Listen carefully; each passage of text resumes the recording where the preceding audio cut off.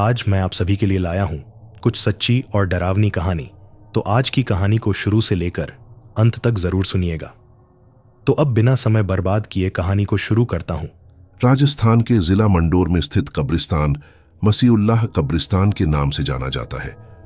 उस कब्रिस्तान की बहुत सी कब्रें तो शहरीकरण की भेंट चढ़ गई, पर जो बची हैं उनके चारों तरह बाउंड्री वाल बनाकर उन्हें सहेज दिया गया है। मैं कब्रिस्तान का चौकीदार बरकत अली बाउंड्री के पास ही एक कमरे में रहता हूं और कब्रिस्तान की देखभाल करता हूं। मैं काफी निडर और साहसी किस्म का अधेड़ इंसान हूं और रात के अंधेरे में भी अपनी लाठी ठकठकाता हुआ जरा सी आवाज सुनकर निकल पड़ता हूं। रात के अंधेरों में सारी आत्माएं पूरे कब्रिस्तान में घूमती रहती हैं, पर मुझे आता देखकर किनारे हो जाती है। और किसी ने भी आज तक मुझे कोई नुकसान नहीं पहुंचाया है, सिवा एक जोड़े के। दरअसल जिन्हें मैं रूहें समझ रहा था वो रूहें नहीं थीं, बल्कि एक प्रेमी प्रेमिका का जोड़ा था जो दुनिया से छुपकर और कब्रिस्तान के सन्नाटे का फायदा उठाते थे और मिलने के लिए यहीं इसी कब्रिस्तान में घंटों बैठे रहते थे। पर इधर एक हफ्ते से वे नहीं आए। लगता है उनकी शादी हो गई। मेरा परिवार गांव में रहता था और मैं अकेला ही यहां रहकर कब्रिस्तान की चौकीदारी करता था, जिसकी मुझे बाकायदा मौलवी साहब से तनख्वाह मिलती थी। आज भी मैंने खाना बनाकर खाया और अपनी लाठी लेकर ठक ठक करता हुआ कब्रिस्तान का एक चक्कर लगाकर गेट में ताला लगाकर सोने की कोशिश करने लगा। आज मौसम बारिश वाला था और हल्की बूंदाबांदी शुरू चुकी थी, सो मैंने बत्ती बंद कर दी थी। थोड़ी देर में बारिश तेज हो गई तो नई खुदी कब्रों पर तिरपाल डालने के लिए मुझे छाता लेकर निकलना पड़ा और फिर काम निपटाकर कमरे में आया। भीगे कपड़े बदलकर मैं कंबल लपेट कर लेट गया। मौसम काफी ठंडा हो गया था। थोड़ी देर में ही मैं गहरी नींद में सो गया। मैं बाहर कब्रिस्तान में दफन मुर्दों से शर्त लगाता हुआ बेहोशी की नींद में सोया था। अचानक मैंने देखा मेरे इर्द गिर्द सैकड़ों सांप घूम रहे हैं। खुले हुए रोशनदान से सांपों के गुच्छे आकर कमरे में गिर रहे हैं। जहां तक नजर जाती है वहां तक सिर्फ और सिर्फ सांप ही सांप नजर आ रहे हैं। यहां तक कि कमरे की दीवारें और तख्त पर लगा मेरा बिस्तर भी अनगिनत सांपों से भरा। मैं घबरा जाता हूं। मेरी सांसें किसी लोहार की धौंकनी की तरह चलने लगती हैं और मुझे लगने लगता है कि मेरे चारों तरफ सिर्फ और सिर्फ मौत है। कमरे में कहीं भी पैर रखने की जगह नहीं बची है और मैं किसी भी तरह कमरे से बाहर निकल भागना चाहता हूं। प्यास से मेरा गला सूख रहा है और जीभ ऐंठ रही है। किसी तरह मैं दरवाजा खोलता हूं और जब तक वो जहरीले सांप मुझे काट पाते, मैं छलांग लगाकर कमरे से बाहर आ जाता हूं। मैं पीछे मुड़कर देखता हूं तो खुले हुए दरवाजे से सांप भी बड़ी तेजी से निकलकर इधर उधर फैल रहे हैं। तभी मुझे किसी औरत के रोने की आवाज सुनाई देती है। मेरी लाठी कमरे में ही रह गई थी, सो मैंने वहीं पड़ा एक सूखी लकड़ी का लंबा सा डंडा उठा लेता हूं और उसी तरफ बढ़ जाता हूं जिधर से रोने की आवाज आ रही है। आगे बढ़ते हुए मैं देखता हूं कि एक बुढ़िया बिल्कुल आसपास बनी दो कब्रों के बीच में बैठी है और अपना एक एक हाथ दोनों कब्रों पर फेरती हुई बड़ा करुण विलाप कर रही है। मैं उस बुढ़िया के पास पहुंचता हूं और थोड़ी देर वहीं बिना कुछ बोले चुपचाप खड़ा रहता हूं। वो बूढ़ी माई कब्र पर हाथ फेरती हुई रोती रहती है। मैं आवाज लगाना चाहता हूं, पर मेरे गले से आवाज नहीं निकलती। अचानक मुझे उन दोनों कब्रों के चारों तरफ झुंड के झुंड सांप दिखने लगते हैं। देखते देखते वहां की पूरी जमीन और दोनों कब्रें विषैले सर्पों से भर जाती हैं और कहीं तिल रखने की भी जगह नहीं बचती है।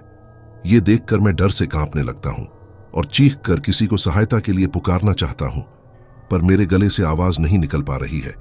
वो बूढ़ी माई अभी तक रो रही है। उसके शरीर पर भी सांप रेंग रहे हैं, पर उस तरफ बूढ़ी माई का शायद ध्यान भी नहीं गया है। अचानक वो बूढ़ी माई अपने दोनों हाथों से जैसे कोई इशारा करती है और मैं चौंक कर देखता हूं कि सारे सर्प दोनों कब्रों से उतरकर उसके चारों तरफ फन काढ़ कर बैठ जाते हैं। तभी धीरे धीरे कुछ आवाजें आनी शुरू होती हैं, जैसे कोई चीज चिटक चिटक कर टूट रही हो। मैं अपने चारों तरफ नजर दौड़ाता हूं और देखता हूं कि कब्रिस्तान की सारी कब्रें एक एक करके छिटक रही हैं और उनमें दरार साफ नजर आ रही है। मुझे समझ में नहीं आ रहा है कि ये सब क्या हो रहा है। अचानक उन चिटकी हुई कब्रों में से कफन में लिपटे मुर्दे बाहर निकलने लगते हैं। सारे सांप फुफकारने लगते हैं, जैसे वे उन मुर्दों का स्वागत कर रहे हों। मेरे देखते देखते अनगिनत कफन में लिपटे मुर्दे अपनी कब्र तोड़कर बाहर निकल आते हैं और दोनों नई कब्रों के चारों तरफ खड़े हो जाते हैं। मैं बेहद डरा हुआ हूं और किसी तरफ वहां से भाग जाना चाहता हूं, पर भाग नहीं पाता। बूढ़ी माई अब चुप हो चुकी है। उसकी आंखों में आंसू की नमी तक नहीं दिख रही है। अचानक बूढ़ी माई खड़ी हो जाती है और अपने दोनों हाथों को फैलाकर कहती है, उठो, नींद से जागो मेरे बच्चों। देखो, हम सब तुम दोनों से मिलने आए हैं। हम सब तुम्हारे साथ हैं और बदला लेने में तुम्हारी मदद करेंगे। मैं देखता हूं कि नई बनी कब्रों पर अभी सीमेंट नहीं चढ़ी है और उसकी मिट्टी भी बारिश की वजह से नरम हो चुकी है। अचानक दोनों कच्ची कब्रें हल्की सी आवाज के साथ फट जाती हैं और उनमें से एक नवयुवक और एक नवयुवती कफन में लिपटे हुए खड़े हो जाते हैं। बूढ़ी माई कब्र के सिरहाने जाकर पलटते हुए खड़ी हो जाती है। अब मैं बूढ़ी माई का चेहरा देख रहा हूं, जो धीरे धीरे सांप के फन में तब्दील हो रहा है। यह सब देखकर मैं थर थर कांप रहा हूं। भागने की कोशिश करता हूं, पर भाग नहीं पा रहा हूं। मेरे दोनों पैर जैसे जमीन में धंसते जा रहे हैं। अचानक कफन में लिपटे युवक और युवती अपने कफन से बाहर आ जाते हैं और मुझे देखकर मुस्कुराते हैं। मुझे अपनी आंखों पर विश्वास नहीं हो रहा है। मैं बार बार अपनी आंखें मसलता हूं, पर सामने उन्हीं दोनों को देखता हूं। मैं उन्हें पहचान लेता हूं। ये तो वही प्रेमी जोड़ा है जो अक्सर मिलने के लिए इसी कब्रिस्तान के एकांत में घंटों बैठे रहते थे। इनकी मृत्यु हो गई। मैं खुद से सवाल करता हूं, पर मुझे तो लगा था कि इनका विवाह हो गया। मेरा दिमाग सुन्न होता जा रहा है। सांप के फन जैसे चेहरे वाली बूढ़ी माई अपने हाथों से इशारा करती है और मैं देखता हूं कि कब्र तोड़कर बाहर निकले मुर्दे एक एक करके बैठने लगते हैं। सभी विषैले सर्प फुफकारना बंद कर देते हैं। बूढ़ी माई मुझसे कहती है, चौकीदार बरकत अली, मैं इस लड़के की मां हूं और 8 साल पहले मर चुकी हूं। मेरी कब्र उस जगह बनी थी जहां अब आपकी सरकार रिहायशी कॉलोनी बना रही है।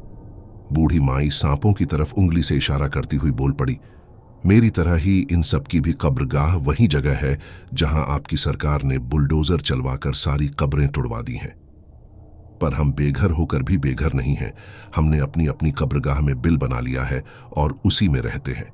हम सभी इस कब्रिस्तान में रोज अपनी बिरादरी से मिलने आते हैं और हम सब आपको पहचानते हैं, इसलिए हमने आपको कोई नुकसान नहीं पहुंचाया। मेरी बेटी इस अमीर लड़के से बहुत प्यार करती थी, किंतु लड़के के बाप को पैसे के नशे ने अंधा कर रखा था। लड़के के रोने गिड़गिड़ाने का उस निर्दयी पर कोई असर न पड़ा तो लड़के ने अपना आखिरी फैसला सुना दिया कि वो मेरी बेटी नगमा के होते किसी और से शादी नहीं करेगा। इसका बाप अपने बेटे की बातों की गहराई न समझ सका और सपेरे से सांठ गांठ करके एक जहरीला नाग मेरी बेटी के कमरे में छुड़वा दिया। मेरी बेटी नगमा मर गई और ये खबर सुनते ही इस लड़के नूर मोहम्मद ने नीला थोथा खाकर अपनी जान दे दी।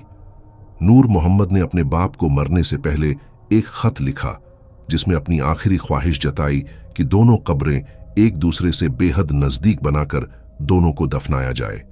आज मेरी बेटी का चौथा है। आप सभी की मदद के लिए दिल से शुक्रिया, कहते हुए बूढ़ी माई ने अपना फन झुका दिया। अब आप सब अपनी कब्रगाह में आराम फरमाएं। मैं देखकर हैरान हूं कि सभी मुर्दे अपनी अपनी कब्र में चले गए। बूढ़ी माई भी सांप में तब्दील हो गई और सभी सांप जैसे आए थे वैसे ही चले भी गए। मैं चौंक कर उठ बैठा। ओह, तो क्या मैं सपना देख रहा था? उफ, बड़ा भयानक सपना था। अभी तक मेरा दिल जोर जोर से धड़क रहा था और सारा शरीर सूखे पत्ते की तरह कांप रहा था। मेरे गले में जैसे कांटे उगाए थे। थूक भी निगला नहीं जा रहा था। सारा शरीर पसीने से तरबतर था। मैंने किसी तरह हिम्मत करके कमरे की बत्ती जलाई और चारों तरफ देखा, पर सब कुछ पहले जैसा ही था। मैंने पानी पिया और थोड़ा संयत होकर अपनी लाठी उठाई। बाहर निकलकर देखा, सब कुछ सामान्य है। कल मौलवी साहब से जाकर मिलूंगा, सोचते हुए मैं वापस कमरे में लौट आया। अगले दिन अखबार में एक साथ 3 सनसनीखेज खबरें छपी। कब्रिस्तान के बाजू में निर्माणाधीन कॉलोनी के सिविल इंजीनियर की सांप काटने से मौत, पार्षद रशीद मोहम्मद की सांप काटने से मौत, गांव के जाने पहचाने सपेरे इरशाद की अपने ही पालतू सांप के काटने से मौत। तो यहाँ खत्म होती है आज की पहली कहानी। चलिए सुनते हैं आज की दूसरी कहानी। जल्दी जल्दी साइकिल के पैडल पर पैर मारने के बाद भी भुवन को देर हो ही गई। उधर सूर्य देवता प्रस्थान की तैयारी में क्या हुए कि भुवन की आत्मा कांपने लगी। किसी अनिष्ट की आशंका से मन विचलित हो उठा। पत्नी रामदेई और बेटी कुसुम का चेहरा आंखों के सामने थिरकने लगा और भुवन दुगनी तेजी से पैडल मारता हुआ जल्दी से जल्दी उस सुनसान जंगल को पार कर लेना चाहता था। पर अभी 2 कोस और चलने पर जंगल की शुरुआत होगी। भुवन का कलेजा कांपने लगा। रामदेई का बुखार उतर नहीं रहा था, सो वैद्य जी से दवाई लेने गया था और देर होती चली गई। आसपास कोई रिहाइश भी न थी जहां रुककर रात गुजार लेता। पर तभी ध्यान आया कि अगर रामदेई को दवाई नहीं मिली तो तबीयत और बिगड़ जाएगी। जो होगा देखा जाएगा। किस्मत के आगे किसकी चली है। आज तो टार्च भी नहीं है साथ में, बैटरी ही खत्म कर दी कुसुम ने खेल खेल कर। भुवन का दिमाग भन्ना उठा। अब वो जंगल की सुनसान पगडंडी पर तेजी से बढ़ने की कोशिश कर रहा था और संकट मोचन का नाम लेते हुए चला जा रहा था। जय हनुमान जी, जय महावीर बाबा। अचानक उसकी धोती पैंडल में फंस गई और साइकिल वहीं रुक गई। वो परेशान हो उठा, पर ठीक उसी समय साइकिल के कैरियर पर कोई धम्म से गिरा। डर के मारे भुवन ने जोर से अपनी आंखें बंद कर लीं। उसका गला सूखने लगा और हलक में जैसे कांटे उग आए थे। थूक भी न निकला जा रहा था और बेतहाशा पसीना निकलकर उसका कुर्ता भिगोता जा रहा था। तभी साइकिल का कैरियर हल्का लगने लगा और एक बंदर उछलता कूदता पास के पेड़ पर चढ़ गया। भुवन को हंसी आ गई। एक बंदर से इतना डर। उसने माथे पर हाथ मारा और पैडल में फंसी अपनी धोती निकालकर चल दिया। अमावस की काली रात, सुनसान अंधेरी पगडंडी और बिना ग्रीस की साइकिल की चरमराहट वैसे ही बड़ी डरावनी लग रही थी। अचानक भुवन को अपने पीछे सूखे पत्तों पर कुछ कदमों की आहट सुनाई दी, जैसे कुछ लोग पीछे चल रहे हों। पर भुवन ने सुन रखा था कि पीछे मुड़कर नहीं देखना चाहिए, सो वो माथे पर चुहचुहाए पसीने को कुर्ते की आस्तीन से पोंछते हुए अपनी गति बढ़ा दी। पर पुरानी साइकिल साथ न दे पा रही थी। तभी उसे पीछे से एक मधुर आवाज सुनाई दी, भाई साहब रुकिए। पर भुवन ने पीछे मुड़कर नहीं देखा और चलता रहा। आवाज फिर आई, भाई साहब रुकिए, मेरी मदद कीजिए। मैं इस जंगल में फंस गई हूं और मेरे पति बीमार हैं। हमें आपकी मदद चाहिए। भुवन और तेजी से साइकिल चलाने लगा, पर तभी कुछ पत्थर खड़खड़ाते हुए लुढ़ककर भुवन की साइकिल के सामने आ गए। भुवन ने जल्दी से ब्रेक लगाकर साइकिल संभाली। बिना पत्थर हटाए साइकिल निकल न सकती थी, सो उसने उतरकर साइकिल उठा ली और जब तक वो पत्थर लांघ कर निकल पाता तब तक एक बंजारे का जोड़ा उसके सामने आ खड़ा हुआ। दोनों की उम्र 35 से 40 के आसपास थी। औरत ने सर पर एक टोकरी रखी थी और गोद में करीब 8 महीने का मैला कुचैला बच्चा था।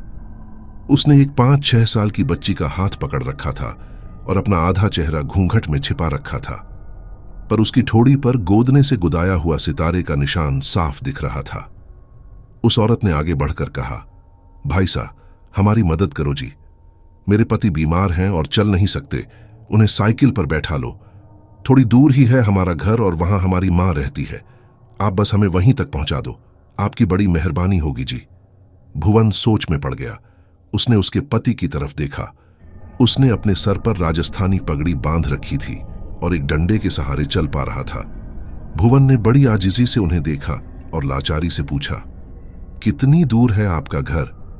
मेरी पत्नी बीमार है और मुझे जल्दी घर पहुंचना है। भाई साहब बस थोड़ी दूर पर ही रहते हैं हम लोग, आपको ज्यादा समय नहीं लगेगा। उस औरत ने विनती करते हुए कहा तो भुवन मना न कर सका और उसके पति को साइकिल के कैरियर पर बैठने का इशारा किया। उसके बैठते ही ऐसा लगा जैसे कोई 100 किलो का वजन आ गया हो साइकिल पर। बड़ी मुश्किल से साइकिल खींच पा रहा था और जब वो साइकिल न खींच सका तो उतरकर पैदल ही साइकिल खींचने लगा। उसकी बेटी भी न चल पा रही थी, सो भुवन ने उस बंजारिन की विनती पर उसकी बेटी को भी साइकिल के अगले डंडे पर बैठा लिया। उसे फिर से लगा कि जैसे बहुत वजन उसने साइकिल के डंडे पर रख लिया हो। बस थोड़ी दूर पर ही है हमारा घर भाई साहब, वो औरत बोली तो भुवन सिर हिलाकर रह गया। अचानक पगडंडी के एक तरफ घने जंगल में उसे रोशनी दिखाई दी तो बंजारिन ने खुश होकर कहा, भाई साहब वो मेरी मां खड़ी है, बस आप उधर ही मोड़ लो साइकिल। मजबूरन भुवन को साइकिल घने जंगल में मोड़नी पड़ी। अचानक उसे ध्यान आया कि वो श्मशान की तरफ जा रहा है, पर कुछ बोल न पाया और चलता रहा। जंगल और भी घना होता जा रहा था और भुवन बहुत डरा हुआ था। श्मशान सचमुच बिल्कुल पास था और वो रोशनी श्मशान के बाद दिख रही थी। वहां तक पहुंचने के लिए श्मशान के बीच में से होकर जाना था। भुवन श्मशान के बीच से जाना नहीं चाहता था, सो बोला, अब आप लोग यहां से खुद ही चले जाओ, मुझे जल्दी घर पहुंचना है और मैं पहले ही बहुत लेट हो चुका हूं। उस बंजारन ने बच्चे को नीचे बैठाते हुए अपने हाथ जोड़ दिए। नहीं भाई साहब, ऐसा जुल्म ना करो, बस अब तो हम बहुत पास आ गए हैं, थोड़ा कष्ट और कर दो भाई साहब। भुवन कुछ बोल न सका। इस बीच न तो उसके पति ने एक भी शब्द बोला था और न ही उसकी बेटी ने। भुवन ने अपनी साइकिल श्मशान के अंदर वाले रास्ते पर मोड़ दी और चलने लगा। धीरे धीरे चलते हुए वो श्मशान के बीचों बीच पहुंच गया और तभी उस औरत की गोद का बच्चा खिलखिलाकर हंस पड़ा। पर उसकी हंसी बच्चों वाली हंसी न थी। उसकी हंसी में हंसने की आवाज के साथ रुदन की आवाज भी शामिल थी और दोनों आवाजें मिलकर बड़ी डरावनी लग रही थीं। औरत ने उस बच्चे को चुप कराते हुए कहा, इसे बड़ी भूख लगी है, थोड़ा जल्दी चलिए भाई साहब। पर साइकिल आगे बढ़ ही न रही थी और भुवन बड़ी मुश्किल से उसे खींच पा रहा था। तभी चमगादड़ों के चीखने की आवाज आई और एक चमगादड़ चीखता हुआ साइकिल की हैंडल से आ चिपका। ये देखकर तो भुवन की घिघी बंध गई। उसने डर से कांपते हुए उस औरत से कहा, मैं अब और आगे नहीं जा पाऊंगा, यहां से आप लोग खुद ही चले जाएं। पर वो औरत फिर गिड़गिड़ाते हुए आगे चलने को कहने लगी। साइकिल के हैंडल पर चिपके चमगादड़ को देखकर उसकी हिम्मत न हो रही थी कि हैंडल को हाथ भी लगाए। अचानक आगे डंडे पर बैठी उसकी बेटी ने मुड़कर भुवन को देखा। उस बच्ची की आंखें ऐसी थीं जैसे पत्थर की हों और फिर उस बच्ची ने चमगादड़ को पकड़कर हैंडल से अलग किया और खड़खड़ाती आवाज में बोली, तुम चलो, हम आते हैं। भुवन बुरी तरह डर गया था क्योंकि वो आवाज भुवन को चाबुक जैसी शार्प लग रही थी और डर से उसकी हड्डियां कांपने लगी थीं। रोशनी अब थोड़ी ही दूर पर दिख रही थी, सो वो जल्दी वहां पहुंचने की कोशिश कर रहा था। जल्दबाजी में भुवन के पैर का अंगूठा एक पत्थर से टकराया और खून की धार बह निकली। पर खून देखते ही बंजारिन के गोद का बच्चा फिर वही भयानक हंसी हंसने लगा और गोद से नीचे उतरने की कोशिश करने लगा। उसकी आंखें भुवन के अंगूठे से बहते हुए खून पर ही टिकी थीं। उस बंजारिन ने मुश्किल से बच्चे को काबू करते हुए कहा, थोड़ा सब्र करो, हम बस पहुंचने ही वाले हैं। थोड़ी देर में वो रोशनी वाली जगह पर पहुंच गया और पहुंचते ही अवाक रह गया। वहां एक बहुत पुराना सा खंडहर जैसा दिखने वाला एक बंगलानुमा घर था जिसे देखते ही दहशत होती थी। आसपास बेतरतीब झाड़ियां थीं और घर की आधी मेहराब गिर चुकी थी और वो रोशनी एक लालटेन की थी जो बंगले के पिछवाड़े एक पुराने पीपल के पेड़ की एक डाल से लटका हुआ था। उसी पीपल के नीचे एक औरत काले कपड़ों में बैठकर विलाप कर रही थी और उसके सामने एक कफन में लिपटी लाश पड़ी थी और वो औरत उस लाश के पास ही बैठकर छाती कूट कूट कर विलाप कर रही थी। भुवन ने पूछा, ये किसकी लाश है और आप रो क्यों रही हैं? उस औरत ने रोना बंद कर दिया और उठकर खड़ी हो गई और बोली, आप खुद ही देख लो। भुवन ने हिम्मत करके उस लाश के चेहरे से कपड़ा हटाया और चौंक कर बोला, ये तो मेरी लाश है, पर मैं तो जिंदा हूं। वो खुद को टटोलते हुए बड़बड़ाया। तभी पीछे से एक साथ आवाज आई, अब तुम जिंदा नहीं रहोगे। भुवन ने पीछे मुड़कर देखा तो बंजारिन के छोटे बच्चे से लेकर बुढ़िया तक के हाथों में बेचे थे और वो सब डगमगाते हुए बड़ी तेजी से भुवन की तरफ बढ़ रहे थे। उनकी लाल आंखें अंगारे की तरह चमक रही थीं और चेहरा जगह जगह से कटा फटा था जिनसे खून टपक रहा था। भुवन पलटकर भाग पड़ा, पर तभी अचानक चरमराकर पीपल की एक डाल भुवन के सर पर गिरी और वो एक गड्ढे में गिर गया। बेहोश होते हुए उसने देखा कि बंजारन का परिवार अपने हाथ के बेलचे से उस पर मिट्टी डाल रहे हैं। हाँ, उसके बाद भुवन लापता हो गया।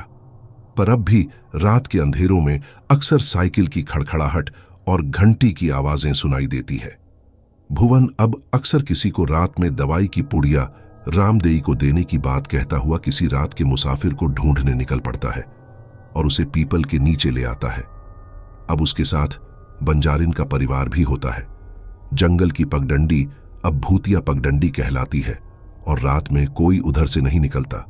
सुना है काफी समय पहले एक जमींदार ने यह बंगला बनवाया था और अपने परिवार के साथ उसमें रहता था। राजस्थान से बंजारों का एक परिवार आकर उस बंगले से थोड़ी दूर पर रहने लगा और सड़क पर करतब दिखाकर और मिट्टी के खिलौने बेंच कर अपना गुजारा करता था। अय्याश तबीयत जमींदार ने बंजारे के परिवार की बहू को धोखे से बुलाकर उसकी इज्जत लूट ली और जब बंजारे ने पंचायत जोड़कर उन्हें सारा सच बताने की बात कही तो जमींदार ने चोरी का आरोप लगाकर बंगले के पीछे पीपल के नीचे पूरे परिवार को जिंदा दफन करवा दिया था। उसी के बाद से यह सिलसिला शुरू हुआ और जमींदार के परिवार का हर सदस्य बंजारा परिवार के प्रतिशोध का निशाना बनाकर उसी पीपल के पेड़ के नीचे जिंदा दफन हो गया और यही सिलसिला अब तक चल रहा है और न जाने कब तक चलेगा।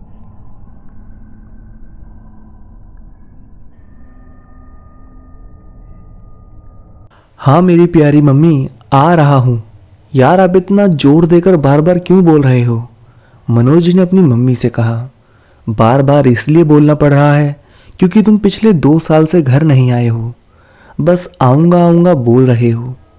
मम्मी भावुक होते हुए बोली, घर में इतनी बड़ी पूजा और फंक्शन हो रहा है, इसमें तुम नहीं आओगे तो कैसे चलेगा? ओफो मम्मी, आप भी ना। ठीक है, इस बार सच में आ रहा हूँ मैं, वो भी पूरे 1 हफ्ता के लिए। तब आप सबके साथ रहूँगा। अब खुश हो ना आप? मनोज बोला। हाँ, जब तुम आओगे तब मैं खुश होंगी। मम्मी ने यह कहकर कॉल को कट कर दिया। ओफो मम्मी भी ना, इतना सारा काम होता है ऑफिस में कि छुट्टी ही नहीं मिलती, तो घर कैसे आ जाऊं? खैर अब मम्मी ने बोला है तो जाना तो पड़ेगा ही, कैसे भी करके इस बार। मनोज नाश्ता बनाते हुए खुद से ही बातें कर रहा था। वह एक प्राइवेट ऑफिस में जॉब करता था जहां उसका बॉस बहुत स्ट्रिक्ट है, इसलिए बहुत कम ही छुट्टी मनोज को मिल पाती थी। लेकिन मनोज को कैसे भी करके इस बार घर जाना ही था, तो उसने जल्दी से नाश्ता बनाकर तैयार किया और थोड़ा सा खाकर ऑफिस की ओर चल पड़ा। अरे यार, कल ही फंक्शन है, मुझे बॉस से आज ही छुट्टी मांगनी होगी कैसे भी करके। आज ही बैग पैक भी करना है। चलो अभी तो ऑफिस जाता हूँ, जल्दी से फिर आकर सारा काम खत्म करूँगा। मनोज तेजी से पैदल बस की ओर निकल पड़ा। मनोज जल्दी से ऑफिस चला जाता है। वहाँ जाकर देखता है तो बॉस आज काफ़ी खुश लग रहे थे। मनोज यह देखकर खुश हो गया और बोला, अरे वाह, बॉस तो काफ़ी खुश लग रहे हैं, चलो अभी उनसे छुट्टी के लिए बोलता हूँ। यह सोचकर वह बॉस के कैबिन के बाहर से, मैं आई कम इन सर, यह कहकर अंदर आ गया। बॉस ने उसे बैठने के लिए बोला। मनोज सामने रखी कुर्सी पर बैठ गया और बोला, सर कल मेरे घर में एक बड़ा फंक्शन है जिसमें मेरा होना बहुत ज़रूरी है। वैसे भी मैं काफ़ी समय से घर नहीं गया हूँ, तो क्या मुझे कुछ दिनों की छुट्टी मिल सकती है? हाँ मनोज, घर में फंक्शन है तो तुम्हारा जाना बहुत ज़रूरी है। फैमिली को भी उतना ही वक्त देना ज़रूरी होता है जितना काम को देते हैं, नहीं तो ऐसा हो जाता है कि परिवार ही अलग हो जाता है। बॉस काफ़ी उदास हो गए। उन्हें ऐसा देख मनोज बोला, क्या हुआ सर, कोई प्रॉब्लम है क्या? आप मेरे साथ शेयर कर सकते हैं। मैं सारी ज़िंदगी बस अपने काम के पीछे भागता रहा, कभी भी अपनी पत्नी और बच्चों को समय नहीं दिया, कभी उनके साथ वक्त नहीं बिताया। मुझे लगता था कि मैं उन्हें बेशुमार दौलत दे रहा हूँ, ऐशो आराम दे रहा हूँ, तो उन्हें इनके अलावा और क्या ही चाहिए। लेकिन सच तो यह है कि परिवार को हमारा साथ चाहिए। वे चाहते हैं कि हम उनके साथ वक्त बिताएं, पर मुझे यह तब समझ आया जब वो लोग मुझे छोड़कर चले गए। अब ये सारी दौलत का क्या फ़ायदा जब मेरा परिवार साथ नहीं है। सब ठीक हो जाएगा बॉस, आप ऐसे उदास मत हो। एक बार उन्हें समझाइए कि आप उनसे कितना प्यार करते हैं और आप पहले से बिल्कुल बदल गए हैं, तो मुझे पूरा यकीन है कि आपका परिवार वापस आपके पास होगा। मनोज ने बॉस को दिलासा दिलाते हुए बोला, कोशिश करूँगा। आज उनकी पुरानी यादें सोचकर मन प्रसन्न हो गया था। खैर तुम ऐसा करो, आज अपना काम ख़त्म कर लो, फिर कल चले जाना। वैसे भी अभी ऑफिस में ज़्यादा काम नहीं है, बॉस बोला। मनोज थैंक यू सर कहकर बॉस के कैबिन से बाहर निकला और खुद से ही बड़बड़ाते हुए बोला, बुरा हुआ बॉस के साथ, पर उन्होंने गलती ही ऐसी की थी तो वो सब तो होना ही था। खैर मुझे ऐसा बिल्कुल नहीं करना, मैं अपनी फैमिली को अब टाइम दूंगा। यह कहकर मनोज जल्दी जल्दी अपना काम निपटाने लगा। लेकिन काम करते करते कब शाम हो गई उसे पता ही नहीं चला। वह जल्दी ऑफिस का काम खत्म करके अपने रूम में पहुंचा और फ्रेश होकर खाना बनाने लगा। इसी समय रात के 12 बज गए।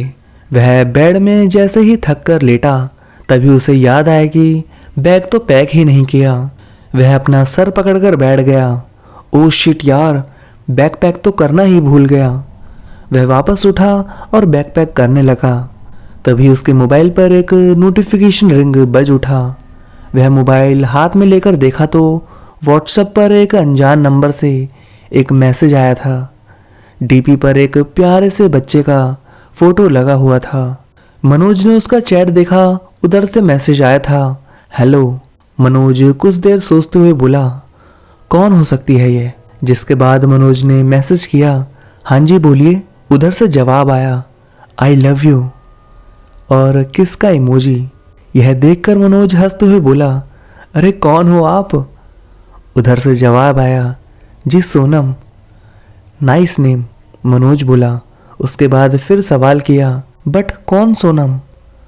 सोनम का जवाब आया, थैंक यू डियर, आप मुझे नहीं जानते बट मैं आपको जानती हूँ। मनोज कुछ देर सोचते हुए बोला, वह कैसे? आपने आई लव यू का जवाब नहीं दिया, सोनम बोली। बिना जान पहचान के प्यार नहीं होता मिस, मनोज बोला। यह कहकर मनोज अपने कपड़े बैग में डालने लगा। तभी सोनम का फिर से मैसेज आया, तो जान लीजिए ना, उसमें क्या है। यह सुनकर मनोज मुस्कुराते हुए फिर मोबाइल लेकर बैठ गया।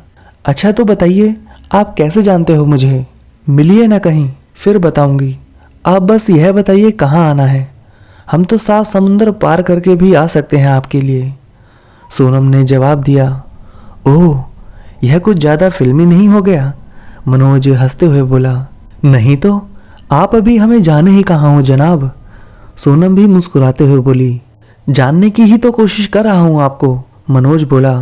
तो क्या जानना है बताइए ना, जान रख देंगे आपके लिए, सोनम बोली। यह सब सुनकर मनोज ने सोनम का नंबर चेक किया तो उसका नंबर सोनम टंडन करके सही बता रहा था। तो मनोज बोला, चलिए मान लेते हैं आपकी बात को, बताइए कैसे जानते हो आप मुझे? आपको ऑफिस जाते हुए देखी हूँ, सोनम ने जवाब दिया। कौन से ऑफिस? मनोज ने सवाल किया। मुझे क्या पता आप कौन से ऑफिस जाते हो, सूट बूट पहनकर जा रहे थे तो लगा कहीं जॉब करते होंगे, सोनम ने जवाब दिया। हाँ वैसे यह बताइए कब देखे हो आप मुझे?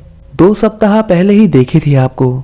और आप क्या इसमें लग गए कि कब देखा है, कहाँ देखा है? क्या बताऊं, जब से देखी हूँ तब से बेकरार थी आपसे बात करने के लिए। ओह ऐसा क्या? मनोज चौंकते हुए बोला। आप इतने शॉक्ड क्यों हो रहे हैं? क्या पहली बार किसी लड़की ने प्रपोज किया है आपको? सोनम ने सवाल किया। मनोज बोला, नहीं तो। सोनम मुस्कुराते हुए बोली, तो फिर थोड़ा चिल यार, इतने कूल और स्मार्ट हो, क्या बताऊं अब मैं। ओहो तारीफें, मनोज ने स्माइल किया।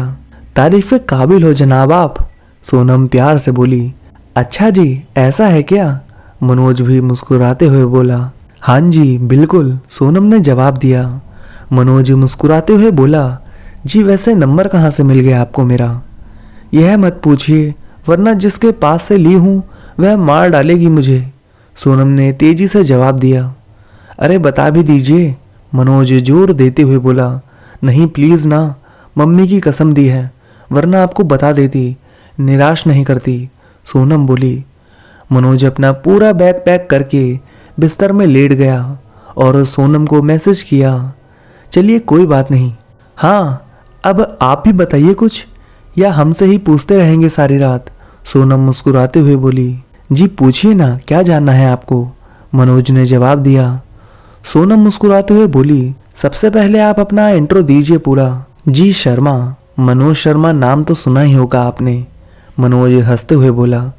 सोनम मुस्कुराते हुए बोली, सुनी हूं ना, इसीलिए तो बात कर रही हूँ आपसे, बहुत सुंदर नाम है। और कोई सवाल है आपका? मनोज ने सवाल किया। ऐसे नहीं, मुझे मिलना है यार आपसे, मिल सकते हो आप क्या प्लीज़? सोनम रिक्वेस्ट करते हुए बोली। क्या अभी इतनी रात को? रात के 12 बज रहे हैं। मनोज चौंकते हुए पूछा। सोनम हंसते हुए बोली, अरे अभी नहीं बाबा, सुबह मॉर्निंग वॉक के टाइम। अच्छा, कहाँ पर?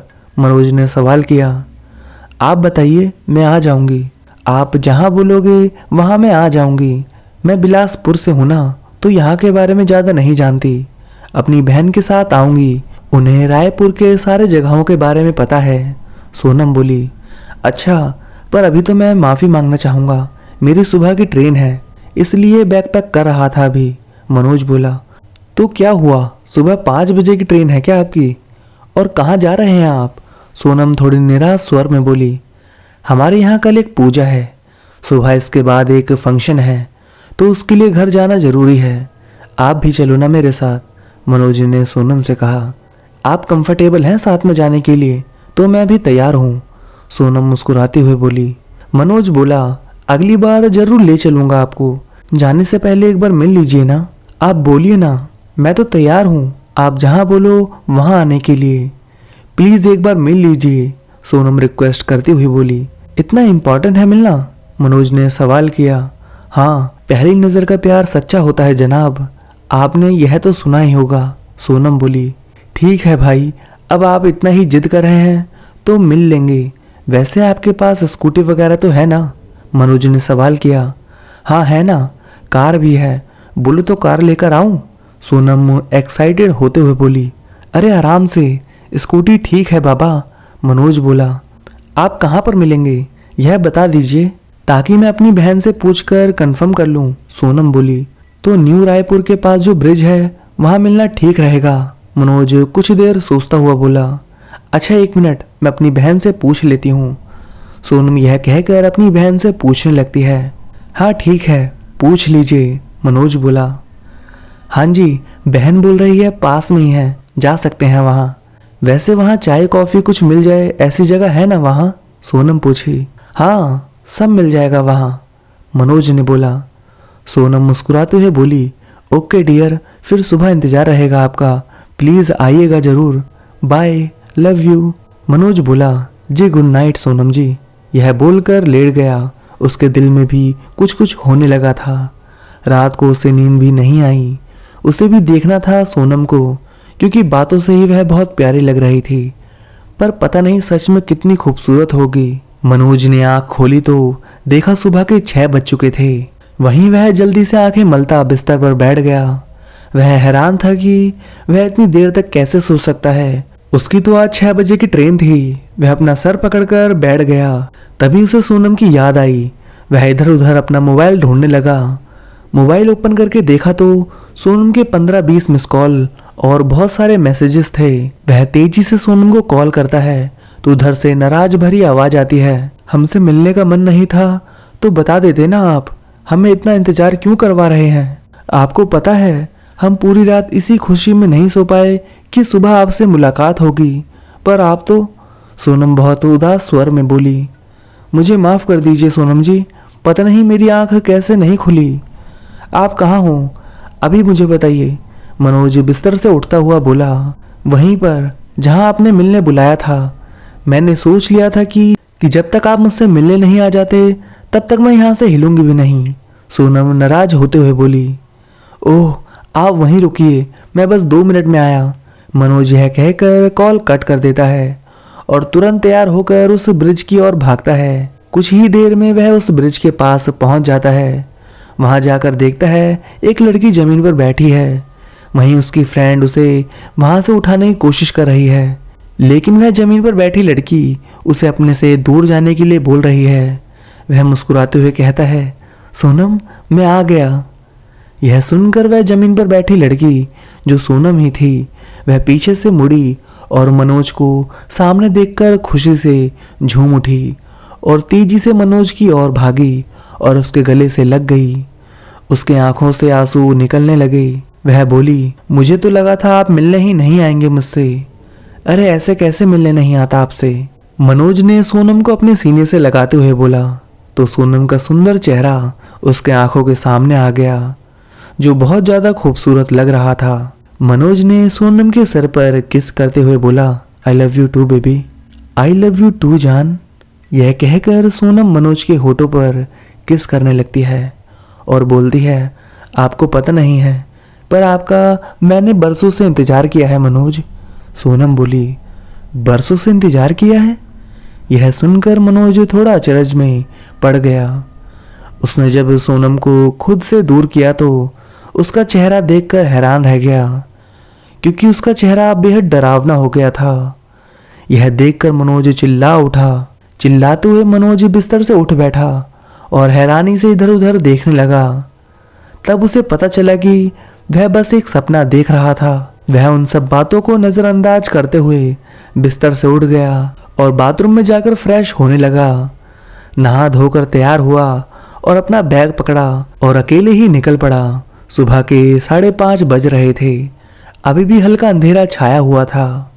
मनोज की 6 बजे की बस थी। वह कुछ ही देर में उस ब्रिज के पास जाकर खड़ा हो गया और सोनम का इंतजार करने लगा। कुछ ही देर बाद भी जब वह नहीं आई तो मनोज ने अपना मोबाइल चेक किया कि कहीं सोनम ने कोई मैसेज तो नहीं किया है, लेकिन कोई मैसेज नहीं आया था। उसने टाइम देखा तो बस के लिए लेट हो रहा था। वह बस स्टैंड की ओर निकल गया। इधर जब वह बस में बैठ गया और बस भी अपने गंतव्य की ओर चल पड़ी, तब सोनम का मैसेज आया, नहीं आए ना आप? क्यों? मैं इतनी देर से इंतजार करती रही कि आप आएंगे। मेरी नज़रें आपको ही तलाश कर रही थी और मेरे कान आपकी आवाज़ को, लेकिन आप नहीं आए। सोनम उदास होते हुए बोली, मैं आया था सोनम, आप लोग तो दिखे ही नहीं। कितनी देर इंतजार किया आपका, बट वहाँ पर तो कोई था ही नहीं, बस मैं अकेला था। काफ़ी देर तक कोई नहीं दिखा तो मैं वहाँ से चला गया। मनोज बस कंडक्टर को बस का किराया देकर बैठते हुए मैसेज किया, मुझे लगता है यह लड़की कहीं और ले गई मुझे। सोनम बहुत उदास हो चुकी थी। मनोज बोला, आपको मैसेज करना चाहिए था ना, कम से कम एक बार कर लेते तो ऐसा नहीं होता। मोबाइल भूल गई थी ताकि कोई फ़ोन करके जल्दी बुला न सके घर वाले। सोनम बोली, मैं वहाँ पर काफ़ी देर तक था। वहाँ पर ना कोई स्कूटी थी ना कोई लड़की। मनोज ने सफाई देते हुए कहा, हाँ तब तो यह पक्का मुझे गलत जगह पर ले गई थी। सब इसकी वजह से हुआ है, इसको तो मारूंगी आज। सोनम थोड़ी गुस्से से बोली, चलिए कोई बात नहीं, अगली बार मिल लेंगे। मनोज बोला, कब आओगे आप वहाँ से? इस बार जरूर मिलेंगे ना हम लोग? सोनम पूछने लगी, 1 सप्ताह के बाद वापस आऊँगा मैं, और इस बार हम जरूर मिलेंगे। मनोज बोला, हाँ डियर, इस बार जरूर मिलेंगे, पर मुझे इतने दिन आपसे बिना मिले रहना बहुत मुश्किल लग रहा है। सोनम बोली, कोई बात नहीं, ये 1 सप्ताह तो ऐसे ही निकल जाएगा, आप टेंशन मत लीजिए। मनोज बोला, ठीक है। सोनम बोली, वैसे आपने अपने बारे में बताया नहीं ठीक से। मनोज बोला, हाँ पूछिए ना, क्या जानना चाहते हैं आप? सोनम बोली। मनोज ने सवाल किया, सबसे पहले आपको देखना है, मुझे अपनी फ़ोटो दिखाइए जल्दी से। सोनम ने एक ग्रुप फ़ोटो भेजी जिसमें 3 लड़कियां थी और सोनम बोली, देख लीजिए अपनी सोनम को। इनमें से आप कौन है सोनम? मनोज ने सवाल किया। आप ही पहचान लीजिए ना अपनी सोनम को। सोनम मुस्कुराते हुए बोली।